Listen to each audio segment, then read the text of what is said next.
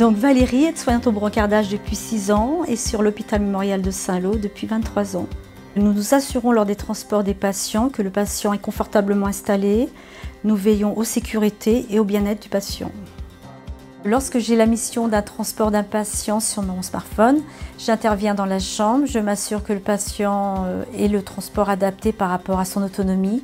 Je veille à ce qu'il y ait son bracelet, l'identito-vigilance, et je l'accompagne si besoin dans son lit ou le fauteuil pour aller dans le service concerné. Le transport est déterminé par les soignants avec un logiciel. S'il va par exemple au bloc opératoire, il sera en lit ou en méridienne ou en fauteuil. On ne peut pas emmener des patients piétons. Après, c'est des petits examens, il peut être effectivement piéton, c'est adapté en fonction de l'autonomie et du lieu de transport. Lors des transports, il y a des échanges qui se créent avec les patients.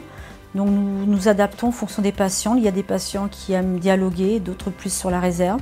Nous avons besoin soit de les rassurer ou au contraire se montrer très discrets et bienveillants. Ils nous font des confidences, ils nous apportent des informations médicales que nous retransmettons à nos collègues soignants. Nous avons des contacts avec beaucoup de collègues de travail dans les différents services. Donc il y a des collègues qu'on connaît plus les unes que les autres, il y a des échanges. C'est un hôpital où tout le monde se connaît, c'est très humain. Les gens se disent bonjour, vous ne connaissez pas forcément les prénoms des personnes, mais les visages vous sont agréables. Et grâce aussi à ma profession, je vois plein de gens tous les jours et c'est très agréable. Alors il n'y a pas de diplôme particulier pour être brancardier, ce sont des gens déjà dans le soin, soit des agents ou des aides-soignants. Moi, par exemple, en tant que brancardière, je suis aide-soignante, donc je peux être amenée à travailler dans un autre service que le brancardage, en médecine, en chirurgie, sur tous les services de l'hôpital en tant qu'aide-soignante. J'ai exercé dans beaucoup de services sur l'hôpital mémorial. J'avais besoin de voir autre chose. Le soin ne me convenait plus vraiment, les toilettes, les repas, l'organisation des services. J'avais besoin d'un service plus coupé et être indépendante aussi. Je suis quelqu'un de très dynamique, j'aime beaucoup bouger. Donc du coup, faire des transports dans l'hôpital, je pense avoir une bonne condition physique pour le faire.